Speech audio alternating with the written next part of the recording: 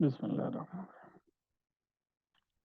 तो कल की जो क्लास हमारी हुई थी, आ, उसका एक क्विक रिवीजन हम लोग कर लेते हैं। कल हम लोगों ने ये पढ़ा था कि जो इस्लामिक पॉइंट ऑफ व्यू से इस मसले की क्या अहमियत है, क्योंकि जाहिर सी बात है कि हमारे लिए इतना इंटरेस्टिंग और ये कहना चाहिए कि हमारे आखिर ये मतलब का क्यों है और क्यों हम लोग इतना इस पर डिस्कशन करते रहते हैं, और आज के पीरियड में ख़ास तौर से हर आदमी इस पर क्यों बोलता रहता है। तो ये एक इस्लामिक पॉइंट ऑफ व्यू से हम लोगों ने कुछ बातें यहाँ पर रखी थी, जिनमें उसकी मादी और रूहानी बरकतें, कबील अव्वल मेराज की जगह लोगों को जमा करने के लिए मना दी, आसमान से फरिश्तों का आना जाना वगैरह, और खुद अम्बिया की ये सरजमीन है, कुरान में इसको बड़ी बाबरकत कहा गया है। इसी तरीके से कल हमने ये बात भी देखी थी कि बनी इसराइल से जो है, जो बनी इसराइल थे जो हज़रत याकूब अलैहिस्सलाम की नस्ल से थे, और हज़रत याकूब अलैहिस्सलाम का टाइटल इसराइल था। तो ये किस तरीके से फ़लस्तीन से मिस्र के अंदर आए, और मिस्र में मिस्र से वापस ये जो है किस तरीके से फ़लस्तीन में आकर जो है बसे। तो कल तक की हमारी स्टडी यहाँ पर थी। एक बात मैं और आप लोगों को ये बात बताते चलूं कि कल की बहस में हमारी बात रह गई थी कि बनी इसराइल किस तरीके से मतलब ज्यूज बन गए, यहूदी बन गए। तो इसके बारे में कोई वाज़ेह बात नहीं मिलती है। दो तीन कंसेप्ट इस हवाले से हमारे सामने आते हैं, और ख़ास तौर से दो जो कंसेप्ट हैं, जो तस्वुर हैं, उनमें से एक तो ये है कि आ, बनी इसराइल की एक बड़ी हुकूमत हज़रत सुलेमान अलैहिस्सलाम के पीरियड में कायम हुई, और हज़रत सुलेमान अलैहिस्सलाम के बाद ये एक स्टेट ऑफ इसराइल, जिसको हम लोग उस पीरियड में कहते थे, एक तो स्टेट ऑफ इसराइल थी, kingdom of Israel, state of Israel थी, किंगडम ऑफ इसराइल, और एक जूदा। तो इनमें से जो है एक इनके जो सिटीजन्स थे वो जो है यहूदी कहलाए। एक तस्वर तो ये है जुदा के। इसी तरीके से एक कंसेप्ट ये पाया जाता है आमतौर से कि में बनी इसराइल के जो 12 कबीले थे जिनसे उनकी नस्लें बाद में चली, उसमें एक यहूदा भी था, और ये भी जो है हजरत याकूब अलैहिस्सलाम की औलाद थे। उनसे जो नस्लें चली बाद में वही बाकी रही, और आज जो यहूदी हैं वो उन्हीं यहूदा की बाक़ियात हैं। ये भी एक कंसेप्ट है। लेकिन जो स्ट्रॉन्ग कंसेप्ट है वो पहला वाला कंसेप्ट है जो मैंने आपके सामने बयान किया है, कि एक किंगडम जो है, जुदा की जो किंगडम थी, अ, उनके जो सिटीजन थे वो बाकी रहे, डोमिनेंट रहे, जिसकी बुनियाद पर वो सारे के सारे सिटीजन जो है यहूदी कहलाए। तो कल ये बात हमारे सामने आ चुकी थी कि अल्लाह तबारक व तआला ने उनको बनी इसराइल कहा है हर जगह। या बनी इसराइल, या बनी इसराइल सूरह बकरा में, और सूरह आल इमरान में, या बनी इसराइल अज़्कुरू निअमती अल्लती अनअमतु अलैकुम। लेकिन जहाँ पर उनकी जो बुराइयां थी वहाँ जो जिक्र किया गया है, तो वहाँ पर बाज़ दफ़ा ये खिताब किया गया अल्लाह तबारक व तआला ने कि वो लोग जो यहूदी बन गए हो, गोया कि अपनी तरफ से वो लोग यहूदी बन गए थे। तो कल तक की हमारी जो क्लास थी वो यहाँ पर ख़त्म हुई थी कि इनको हज़रत मूसा अलैहिस्सलाम की क़यादत में फ़लस्तीन के अंदर दाखिल होना था, लेकिन ये उस मौके पर दाखिल नहीं हो सके। चुनांचे सहराए सीना के अंदर ये 40 साल तक भटकते रहे, और 40 साल के बाद जब वो नस्ल जिसने इनकार किया था वो ख़त्म हो गई, तो फिर अल्लाह तबारक व तआला ने एक और दूसरे नबी यूशा बिन नून की क़यादत में यूशा बिन नून की क़यादत में इनको फ़लस्तीन के अंदर दाखिल किया। हालांकि फ़लस्तीन के अंदर दाखिल होने से साफ इनकार कर चुके थे, और मूसा अलैहिस्सलाम को बहुत ही वाज़ेह अंदाज में जवाब दे चुके थे, जिसका जिक्र कुरान मजीद में किया गया है कि उन्होंने मूसा अलैहिस्सलाम से कहा था, इज़हब अंता व रब्बुका फ़क़ातिला इन्ना हाहुना क़ाइदून, कि आप जाओ और आपका खुदा जाए लड़े, हम तो यहीं पर बैठे हुए हैं। और जब वो लोग वहां से निकल जाएंगे, वो जो ताकतवर लोग हैं जो फ़लस्तीन से निकल जाएंगे, तो वहां पर हम लोग दाखिल हो जाएंगे। इसी तरीके से कल ये बात भी हमारे सामने आई थी, और आखिरी बात थी ये कि अल्लाह तबारक व तआला ने जब इनको फ़लस्तीन के अंदर जगह दी, इनको रखा, इनको वहां पर दोबारा लौटाया फ़लस्तीन में, तो दो काम बुनियादी तौर से इनको करने थे, बेसिक काम थे ये। एक तो ये, एक का ताल्लुक तो जो है अपने आप को बचाने का था, यानी जो शिर्क की गंदगी है उससे अपने आप को इनको बचाना था। और जो दूसरा एक और काम था वो ये था कि जो अल्लाह तबारक व ताला की जो हिदायत है, जो डिवाइन गाइडेंस है, उनके मुताबिक इनको वहां पर हुकूमत करनी थी। तो ये दोनों काम उन्होंने नहीं किए। एक तो फ़लस्तीनी आवाम जो उस पीरियड के अंदर थी, फ़लस्तीनी आवाम जब ये लोग उसमें दाखिल हुए थे, तो उनकी जो शिर्क की गंदगी थी उसमें ये इन्होंने अपने आप को लथपथ कर लिया, उसके अंदर ये इन्वॉल्व रहे, मुलविस रहे। और दूसरी बात यह है कि इन्होंने जो डिवाइन गाइडेंस थी, जो इलाही हिदायत थी, उससे रूगर्दानी की, उसको पसेपुश डाल दिया, उससे कोई इन्होंने एक साइड लाइन कर दिया उसे, और अपने जो खुद साख्ता जो निज़ाम है या अपनी मर्जी के एक हुकूमत चलाने शुरू की, फिरकों में बट गए, लड़ने लगे। ये सारे वो खराबियां हैं जिनका जिक्र जो है इनकी मुकद्दस किताब बाइबल के अंदर, जिसको जिसका जो पार्ट ओल्ड टेस्टामेंट है और जिसको यहूदी मानते हैं, उसमें सारी चीजें हम लोगों को जो है मिलती हैं। अब जहाँ तक सवाल है इनके फ़लस्तीन में बसने का, थोड़ा सा मैं फास्ट चलता हूँ यहाँ पर, क्योंकि इसके बाद हम जो है 19वीं सदी में डायरेक्ट कदम रखेंगे इंशाल्लाह। तो फ़लस्तीन के अंदर जब ये रह रहे थे, बस रहे थे, तो दो ऐसे मौके आए जब इनको बेदखल वहां से होना पड़ा। पहले मैं कुरान मजीद की वो आयत आप लोगों के सामने जो है रख देता हूँ, जिसमें इन दोनों वाक़यात का जो है तस्करा किया गया, और जो सूरह इसरा है, जिसको हम लोग सूरह बनी इसराइल के नाम से भी जो है जानते हैं, जिसमें अल्लाह तबारक व तआला ने जो है बिल्कुल बहुत वाज़ेह अंदाज में ये बात रखी थी कि वो मैं आप लोगों के सामने जो है पढ़ता हूँ। ये सूरह इसरा है, और जो 15वां पारा जो शुरू होता है उसमें है, सूरह इसरा की चौथी आयत है, वक़ज़ैना इला बनी इसराइल फ़िल किताबि लतुफ़सिदुन्ना फ़िल अर्दि मर्रतैनि वला तअलुन्ना उलुवन कबीरा। फिर हमने अपनी किताब में बनी इसराइल को इस बात पर भी मुतनब्बे कर दिया था कि तुम दो मरतबा जमीन में फसाद अजीम बर्पा करोगे और बड़ी सरकशी दिखाओगे। यानी अल्लाह तबारक व तआला ने कहा कि दो मरतबा ऐसा होगा कि तुम बहुत अजीम फसाद जो है बर्पा करोगे। उसके बाद फरमाया, आखिरकार जब उनमें से पहली सरकशी का मौका पेश आया तो बनी इसराइल, हमने तुम्हारे मुकाबले पर अपने ऐसे बंदे उठाए जो निहायत जोरावर थे, और वो तुम्हारे मुल्क में घुसकर हर तरफ फैल गए। ये एक वादा था जिसे पूरा होकर ही रहना था। इसके बाद हमने तुम्हें उन पर गलबे का मौका दे दिया, और तुम्हें माल और औलाद से मदद दी, और तुम्हारी दादाद पहले से बढ़ा दी।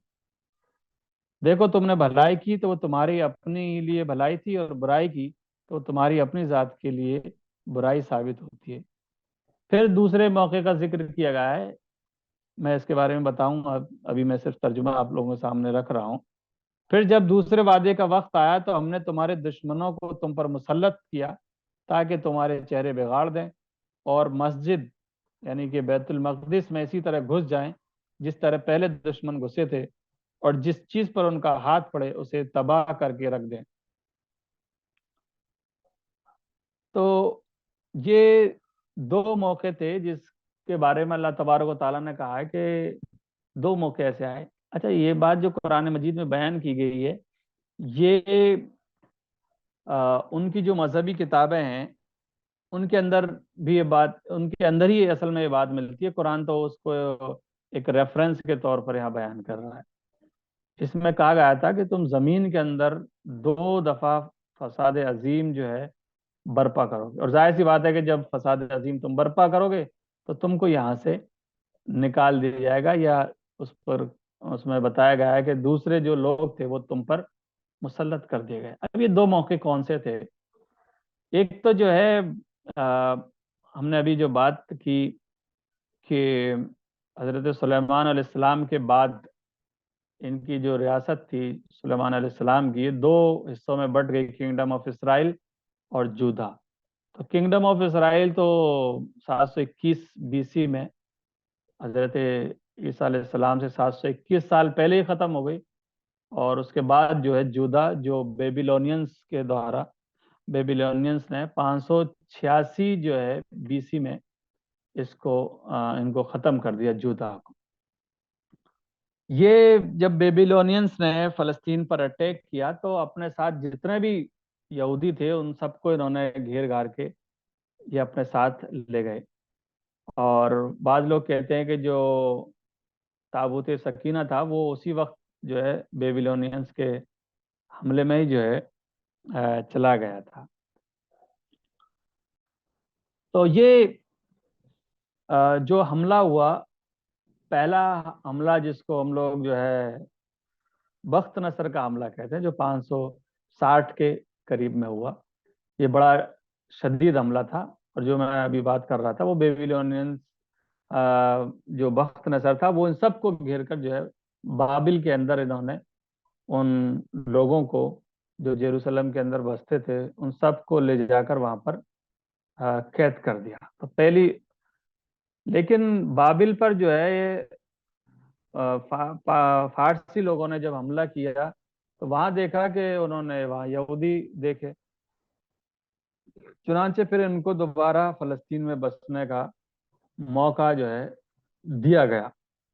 यानी पहले हमले के बाद जब ये वहां से निकले और बाबिल के अंदर इनको बसाया गया, इनको गुलाम बना लिया गया था बाबिल के अंदर। तो उसके बाद जब बाबिल फतेह हुआ पर्शियंस के जरिए से, तो उन लोगों ने इनको दोबारा जो है कहा कि आप दोबारा जो है फलस्तीन के अंदर बस सकते हैं, फलस्तीन के अंदर जो है जा सकते हैं। चुनांचे ये दोबारा वापस आए और इन्होंने अपनी दोबारा जो मस्जिद थी, कुरान उसको मस्जिद कह के खिताब कर रहा है, कि उन्होंने जो भी अपना जो इबादत की जगह थी उसको इन्होंने नए सिरे से जो है तामीर किया, जिसको ये लोग जो है सेकंड टेम्पल कहते हैं, कि हमने सेकंड टेम्पल की जो है तामीर उस वक्त की जब हमको दोबारा मौका मिला। लेकिन उसके बाद भी इन्होंने वही रविश इख्तियार की और वही काम करते रहे जिससे अल्लाह तबारक व तआला ने मना किया था। चुनांचे फिर दूसरा हमला जो है ईसा अलैहिस्सलाम के पीरियड में रोमन्स ने इनके खिलाफ किया, और वो तकरीबन जो है 70 एडी में, और उन्होंने जो है सेकंड टेम्पल जो इनका बना था उसको भी डिस्ट्रॉय कर दिया, और जेरूसलम को बिल्कुल इन्होंने तबाह कर दिया। और 135 एडी के अंदर ये पूरी तरीके से जो है वहां से निकाल दिए गए, जेरूसलम से निकाल दिए गए। अब ये डेट आप थोड़ा सा याद रखिएगा ताकि आप लोगों को मालूम हो कि 1948 में जो इसराइल बन रहा है उसकी कहाँ से ये बुनियादें ढूंढ कर ला रहे हैं। तो रोमन्स ने इनको 135 एडी के अंदर निकाला। पहले बख्त नसर का हमला हुआ, पहला हमला, कुरान जो 2 हमले की बात करता है उनमें बख्त नसर का हमला है, और दूसरा रोमन्स का हमला, ये टाइटस वगैरह का हमला था। चुनांचे तकरीबन 135 एडी के अंदर ये कंप्लीट जो है वहां से निकल गए, और इनका जो टेम्पल या इबादत की जो जगह थी, कुरान मस्जिद उसको कहता है, वो बिल्कुल जो है उसको ढा दिया गया, उसको ख़त्म कर दिया गया। और वहां से ये पूरी दुनिया के अंदर जो है बिखर गए। वहां से ये निकले, फिर बेबीलोनिया में निकले, इजिप्ट में निकले, अलेक्जेंड्रिया में निकले, एशिया माइनर, ग्रीक और यूरोप वगैरह के जो मुख्तलिफ जो इलाके हैं उसमें ये वहां से निकल गए। एक बात इस सिलसिले में और हमारे सामने आती है, और वो भी कुरान मजीद की आयत है, कि देखिए आप किस तरीके से कुरान मजीद की आयतें जो है एक तरीके से पूरी होती हैं। हम आमतौर से कुरान मजीद की आयतों को बहुत ही बिल्कुल अ, बंद आंखें बंद करके जो है उनका उनकी स्टडी करते हैं। अलबत्ता तो पढ़ते ही नहीं है, पढ़ते हैं तो समझते नहीं है, और समझते हैं तो उनमें गौर व फिक्र ये नहीं करते हैं कि आज ये आयतें कहाँ पे चल रही हैं, या इन आयतों के जो है आज मुखातिब कौन लोग हैं, ये आयतें किन लोगों को एड्रेस कर रही हैं। ये पूरी दुनिया के अंदर बिखर गए, उसका नक्शा कुरान मजीद ने खींचा है। और कुरान मजीद ने इस पस मंजर में, इस रेफरेंस में खींचा है कि ये जो तुमने नाफरमानी की है, ये जो खुदा से बगावत की है, इसका जो लाजमी हश्र होगा, इसके जो नताइज होंगे, रिपरकशंस होंगे, वो क्या होंगे? व इस्तअज़ना रब्बुका लयबअसन्ना अलैहिम इला यौमिल क़ियामति मन यसुमुहुम सुअल अज़ाब। ये कुरान मजीद ने इनके बारे में फैसला किया था। अल्लाह तबारक व तआला ने इनके बारे में फैसला किया था कि ये जो तुमने नाफरमानी की है, तो फिर हम तुम पर लयबअसन्ना अलैहिम, यहूदियों को खिताब किया अल्लाह तबारक व तआला ने, उनको एड्रेस किया कि तुम पर कयामत तक हम ऐसे अफराद मुसल्लत करते रहेंगे, मन यसुमुहुम सुअल अजाब, जो तुमको बदतरीन किस्म के अजाब के अंदर मुब्तला करेंगे, तुमको बदतरीन किस्म की सजा वो जो है देते रहेंगे। ये अल्लाह तबारक व तआला की जो है नाफरमानी के नतीजे में अल्लाह तबारक व तआला ने किया। चुनांचे हम देखते हैं कि ये जो ज्यूज हैं, ये दुनिया के मुख्तलिफ खित्तों के अंदर और मुख्तलिफ इलाकों के अंदर जो है बसे, एक इलाके के अंदर रहते थे, लेकिन फिर कुछ ना कुछ जो है ऐसी प्रॉब्लम्स हो जाती थी कि इनको वहां से निकलना पड़ता था और दूसरे इलाके के अंदर इनको पनाह लेनी पड़ती थी, शरण लेनी पड़ती थी। उसके बाद फिर वहां से निकाले जाते थे। ये सिलसिला जो है सदियों तक जो है चलता रहा। तो ये 135 के अंदर इनको निकाला गया। अब एक बात और हम समझने की है कि दुनिया के जिस इलाके के अंदर भी ये गए हैं, तो एक मिनट, दुनिया के जिस इलाके के अंदर भी गए हैं, इनके दो क्राइम बड़े मशहूर थे, और जिनकी वजह से लोग इनसे जो है नफरत किया करते थे। और उन क्राइम्स में जो दो क्राइम थे, उनमें पहला जो क्राइम था वो था सूद का, कि ये सूद का कारोबार जो है करते थे, और जिसकी वजह से जो है लोग इनसे नफरत किया करते थे। और जो दूसरा जो काम था इनका, वो था रिचुअल मर्डर का। रिचुअल मर्डर के बारे में जो है आप लोग ये समझ लीजिए कि यहूदियों के जो है खास कुछ त्योहार होते हैं, और उन खास त्योहार के मौके पर ये खास किस्म की जो है रोटी जो है बनाते हैं। और इनकी रवायत ये है कि उस रोटी को बनाते वक्त उसमें कुछ खून के जो है छिड़काव दिया जाए, और खून का जो है छींटा मारा जाए उस रोटी में, और वो किसी गैर यहूदी का हो। चुनांचे बड़े पैमाने पर जब ये पूरिम और पास ओवर त्योहार इनका आता था, जिसके मौके पर वो रोटी बनाई जाती थी, तो ये पूरिम और पास ओवर त्योहार के मौके पर जो है बच्चों को पकड़कर जो है, और उसका खून जो है निकाल कर, और वो एक खास किस्म की रोटी जो है बनाई जाती थी। इसके बारे में काफ़ी रिसर्च हुई बाद में भी, और रशिया से एक बाकायदा एक रिसर्च इस टॉपिक पर जो है छपी, ज्यूस रिचुअल मर्डर करके ये जो है किताब छपी। तो दो क्राइम इनके बड़े अहम थे, और जिनमें एक इंटरेस्ट था। इंटरेस्ट के बारे में तो ये जो है काफ़ी मशहूर हैं, आज भी हैं। पूरा का पूरा निज़ाम जो है इनका सूद पर मबनी है, पूरी इकोनॉमी सूद पर चल रही है, पूरी दुनिया को इन्होंने सूद की लानत में जो है धकेल दिया है। आज पूरा सिस्टम हमारा जो सूद पर है, कोई आदमी बचा हुआ नहीं है। कोई ये कहे कि मैं सूद के अंदर, सूद से बिल्कुल पाक हूं, तो इम्पॉसिबल बात है। इन्होंने ऐसा एक इकोनॉमिक सिस्टम जो है बनाया है। और दूसरा जो है रिचुअल मर्डर था, यानी एक खास मौके पर इनके ताल्लुक से बात मशहूर होती थी कि ये इंसानी खून से संधी हुई रोटी जो है उस खास त्योहार के मौके पर जो है इस्तेमाल करते हैं। जब भी वो त्योहार आते थे तो बच्चे गायब होना जो है शुरू हो जाते थे। ये दो क्राइम थे जिनकी वजह से लोग इनसे बड़े नफरत करते थे। और नफरत के बाद इनको वहां से जो है एक जेनोसाइड इनका होता था, और वहां से इनको निकाल दिया जाता था। जिस इलाके के अंदर भी ये गए हैं, चाहे वो पोलैंड हो, जर्मनी हो, हंगरी वगैरह के इलाके हैं, रशिया का इलाका है, जिस इलाके से भी ये गए हैं वहां से इनको जो है बेदखल किया गया है। बड़ी घिटोज के अंदर रहते थे।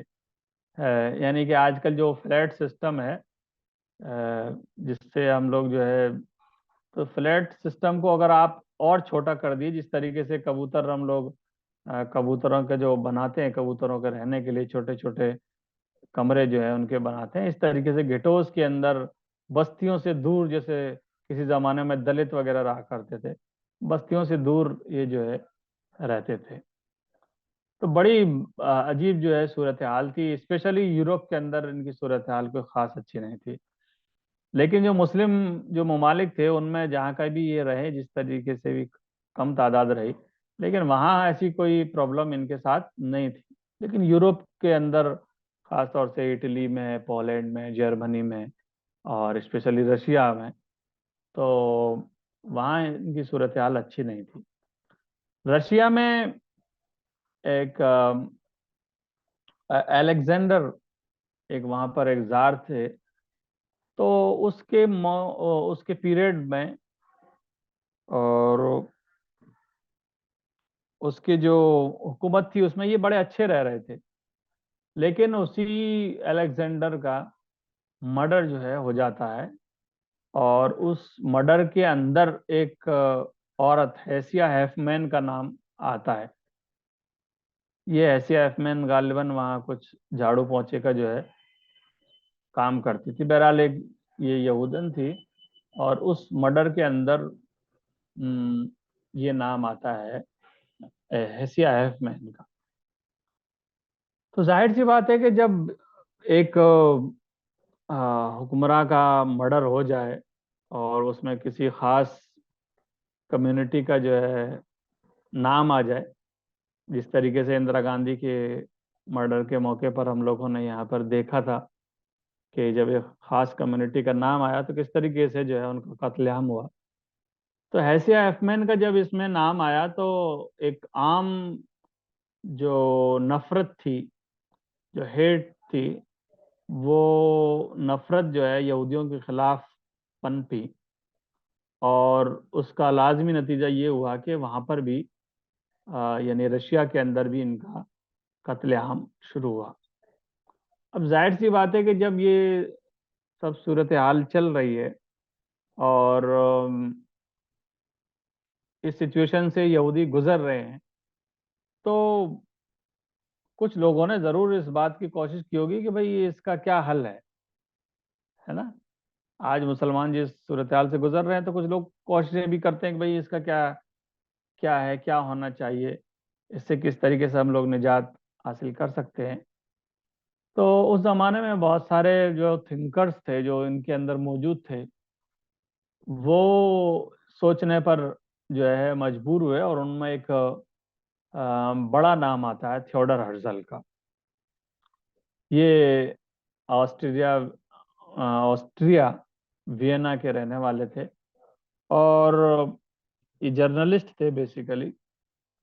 ज़्यादा उम्र नहीं थी इनकी, 44 साल के अंदर तो इनकी जो है डेथ हो गई थी। तो थियोडर हर्जल जो है काफ़ी यंग जो है जर्नलिस्ट थे, और ये फ्रांस के अंदर अपना जो है काम कर रहे थे। फ्रांस के अंदर भी कुछ सूरत हाल ऐसी पैदा हुई कि वहाँ पर फ्रांस की जो आर्मी थी उसमें जो है एक फौज में एक ऑफिसर था, और उस पर ये इल्ज़ाम लगा कि तुम जो है जर्मनी को हमारे जो सीक्रेट जो लिंक्स हैं, जो सीक्रेट बातें हैं, वो तुम जर्मनी को प्रोवाइड करते हो। अभी मेरे जहन में उसका नाम नहीं आ रहा है कि उसका नाम क्या था उस जनरल का, जिसके बारे में थियोडर हर्जल ने कहा कि इस वाक़े ने मुझे जो है, थियोडर हर्जल को कोई मतलब नहीं था, एथिस्ट टाइप का आदमी था, लेकिन जब वो वाक़या हुआ और फ्रांस के उस अफसर का जो यहूदी था, और बावजूद ये कि उसने माफ़ी मांगी, बावजूद ये कि कोर्ट ने उसको बरी कर दिया कि नहीं इसका कोई हाथ नहीं है, उसको फिर भी जो है सज़ा दी गई, और गालिबन उसको जो है फांसी की जो है सज़ा दी गई। तो इससे वो बड़ा मुतासिर हुआ, और थियोडर हर्जल ये बात कहता है कि इस वाक़े ने ही मुझे जो है कुछ सोचने पर मजबूर कर दिया, और ये सोचने पर मजबूर कर दिया कि एक मूवमेंट जो है खड़ा होना चाहिए, जिसका नाम बाद में जायनिस्ट मूवमेंट पड़ा। जायन वहाँ पर इसराइल के अंदर एक पहाड़ का नाम है, और जो मूवमेंट इसराइल वापस इसराइल को जो है जाना चाहता है, उस मूवमेंट का नाम जो है जायनिस्ट मूवमेंट पड़ा। और जो लोग इसको सपोर्ट करते हैं वो जायन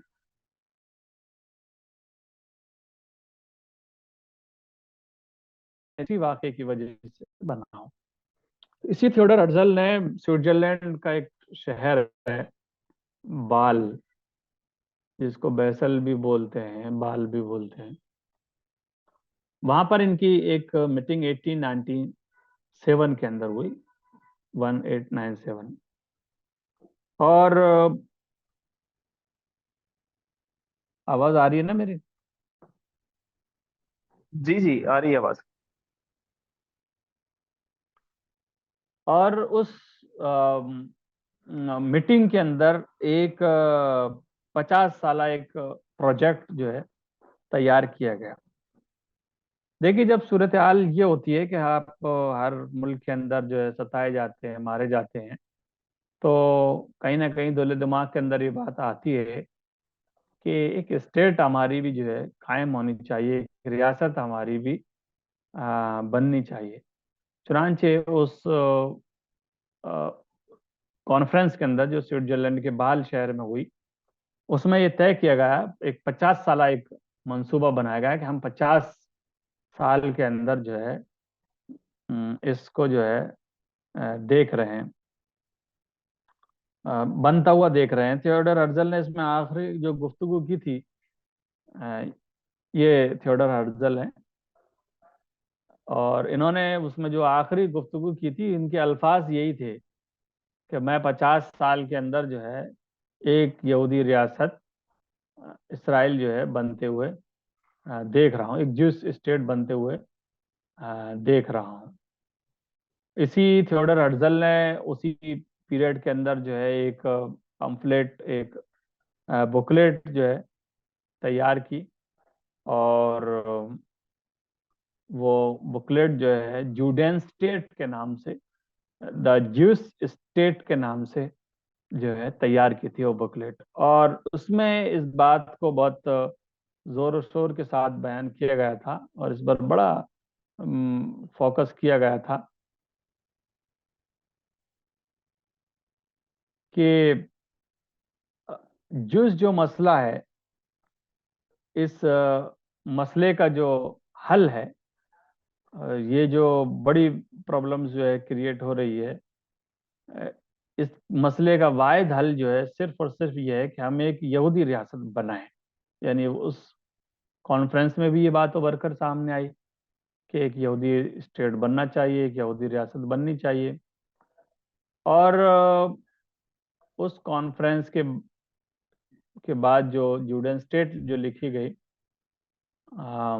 ज्यूस स्टेट, तो उसमें भी ये बात उभर कर जो है सामने आई कि इस मसले का हल जो कुछ यहूदी जो परेशान है, जो मारे जा रहे हैं, काटे जा रहे हैं, भगाए जा रहे हैं और मुल्कों से बेदखल किए जा रहे हैं, इस मसले का हल ये है कि एक यहूदी रियासत बनाई जाए। इस पर तो सब लोग मुत्तफिक थे कि यहूदी रियासत जो है बनाई जाए, लेकिन सवाल ये था कि कहाँ बनाई जाए। असल मसला तो ये था।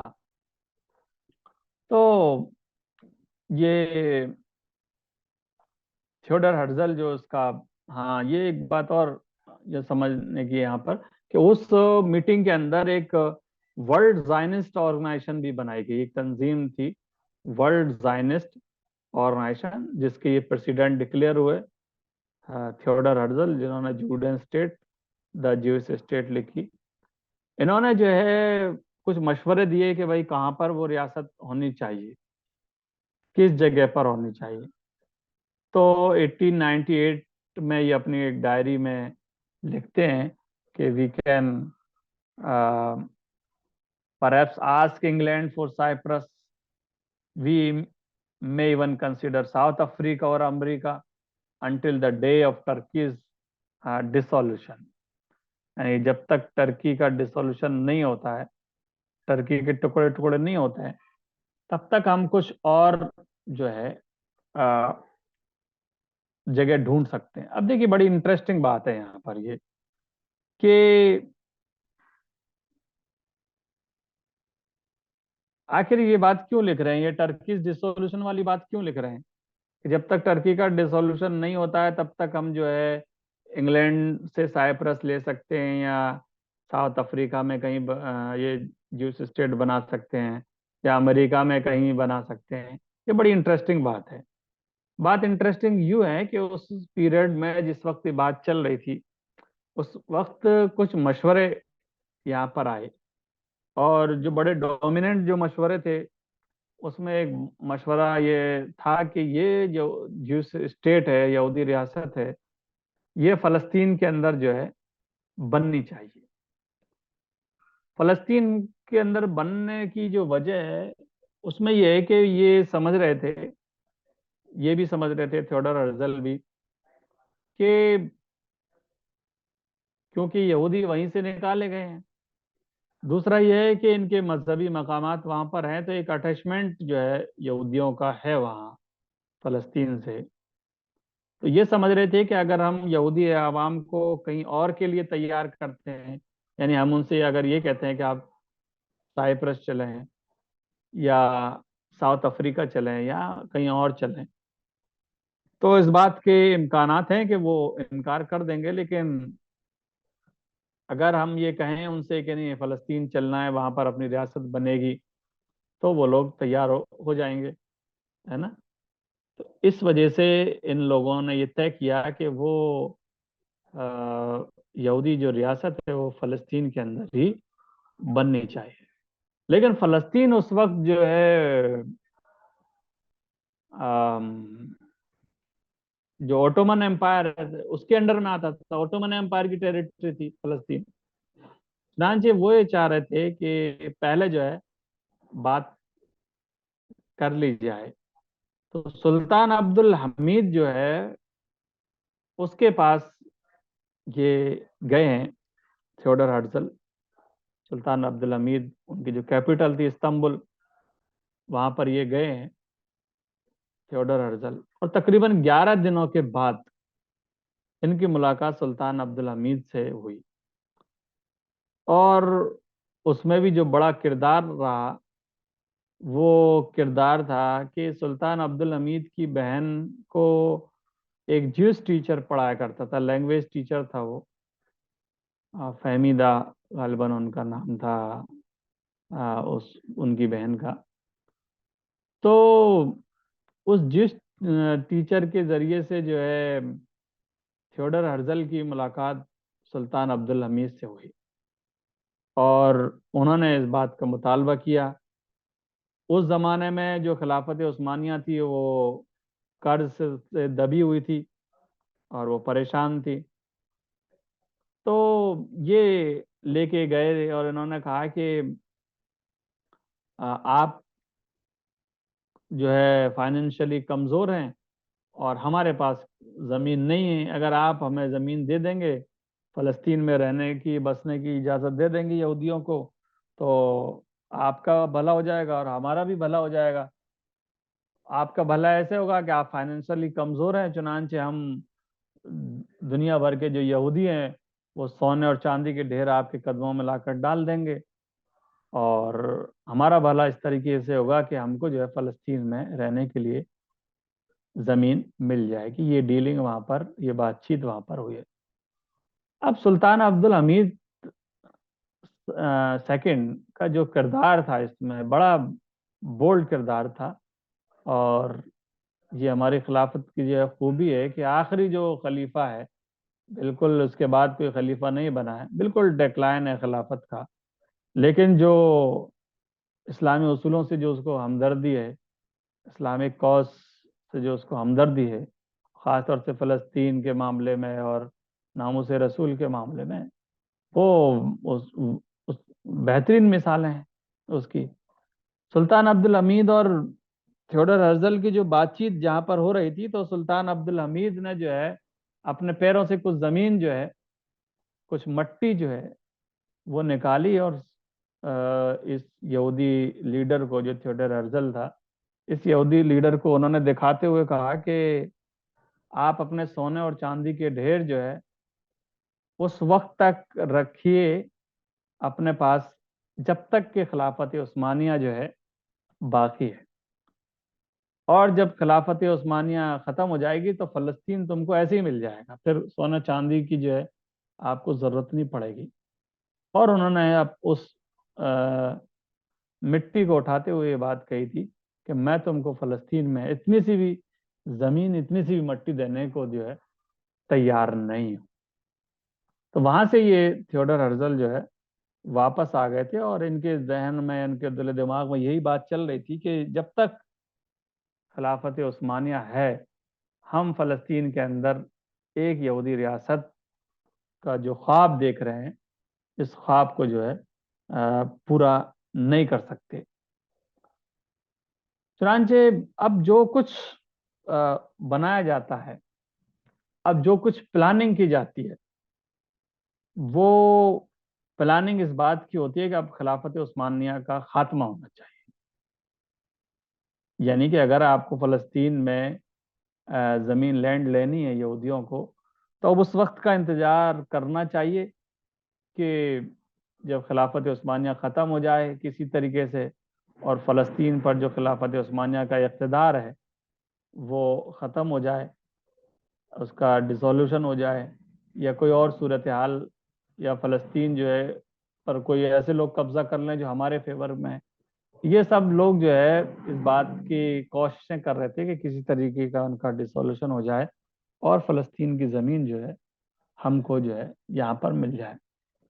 अब देखिए कि उसके बाद जो है फर्स्ट वर्ल्ड वॉर होता है, और फर्स्ट वर्ल्ड वॉर आमतौर से हम ये समझते हैं कि फर्स्ट वर्ल्ड वॉर में तो मुसलमानों को कोई लेना देना नहीं था, या सेकंड वर्ल्ड वॉर में तो मुसलमानों को कोई लेना देना नहीं था। लेकिन अगर हम दोनों इनकी वॉर्स के बारे में बात करें, दो आलमी जंगों के बारे में बात करें, तो ये बात हमारे सामने आती है कि नुकसान हमारा इन दोनों में बहुत हुआ। और पहले वर्ल्ड वॉर के नतीजे में खिलाफत उस्मानिया जो है कायम हो गई, और जिसकी वजह से यहूदियों को फ़लस्तीन में बसने का मौका जो है मिला, मौका फराम हुआ उनको। अब ये जो पहली जो जंग थी, जिसका मुसलमानों से कोई मतलब नहीं था, जिसका खिलाफत उस्मानिया से कोई लेना देना नहीं था, फ़लस्तीन से कोई लेना देना नहीं था, लेकिन उसके बावजूद ये फ्रूटफुल साबित हुई यहूदी मूवमेंट, जो जायनिस्ट मूवमेंट था, जायनिज्म के लिए, यहूदियों के लिए, और नुकसानदेह साबित हुई मुसलमानों के लिए। अब ये कैसे साबित हुई, इसके बारे में हम यहाँ पर डिस्कस करेंगे। थोड़ी देर और जो है एक क्लास होगी, और फिर हम जो है कुछ सवाल जवाब आप लोगों की तरफ से अगर हों तो वो रखिएगा। इसमें सबसे जो बुनियादी वजह बनी, वो ये कह लो आप खिलाफत उस्मानिया के खात्मे की या मुसलमानों के नुकसान की, वो ये कि खिलाफत उस्मानिया के मुकाबले में जो नेशनलिस्ट मूवमेंट थे वो खड़े हुए, और इनको हवा देने में यहूदियों का जो है बड़ा रोल था, और ब्रिटेन का भी बड़ा रोल था इसमें। तो दो नेशनलिस्ट मूवमेंट जो है हमारे यहाँ पर खिलाफत उस्मानिया के अगेंस्ट में जो है खड़े हुए। एक तो अरब नेशनलिज्म था और एक टर्किश नेशनलिज्म था, और ये दोनों ही जो है खिलाफत, एक तरफ अरबों को इस बात पर जो है भड़काया गया कि आप जो है अरब हैं, और इस्लाम आपके यहाँ जो है पला है, बड़ा है, अल्लाह के रसूल सल्लल्लाहु अलैहि वसल्लम आपके यहाँ पैदा हुए, आपके यहाँ मबूस की गए, कुरान मजीद यहाँ नाजिल हुआ है, और हुकूमत जो लोग कर रहे हैं वो तुर्की के लोग हैं आप पर, है ना। यानी आपकी सरजमीन बड़ी मुकद्दस है और हुकूमत जो है दूसरे लोग कर रहे हैं।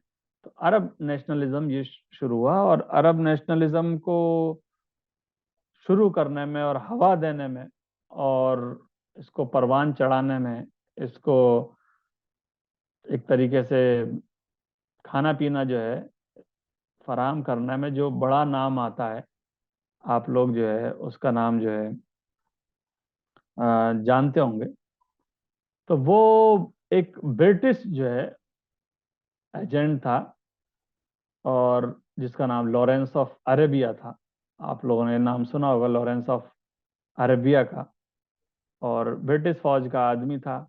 जबरदस्त जो है अरबी बोलता था, अरब के अंदर रहता था, अरबी लिबास में रहता था, अरबी घोड़े पे रहता था, और लॉरेंस ऑफ अरबिया जो है उसका नाम था। तो इस मूवमेंट को खड़ा करने में उसका जो है बड़ा जो है हाथ था, अरब के लोगों को खिलाफत उस्मानिया के खिलाफ जो है वो भड़काता रहता था। और जो दूसरा जो मूवमेंट शुरू हुआ वो टर्किश नेशनलिस्ट मूवमेंट था। उस टर्किश नेशनलिस्ट मूवमेंट का नाम यंग टर्किश मूवमेंट था, जो टर्किश जो रिवायतें हैं उनको फरोग देना, वो अरब के खिलाफ उनको जो है भड़का रहे थे कि खिलाफत उस्मानिया जो है आपके यहाँ है। अच्छा, इनको शुरू करने में ज़्यादातर जो टर्किश जो नेशनलिस्ट मूवमेंट था, इसमें दो तीन नाम जो है आते हैं, और दोनों तीनों जो है वो यहूदी हैं। दो तीन नाम इसमें बड़े अहम हैं।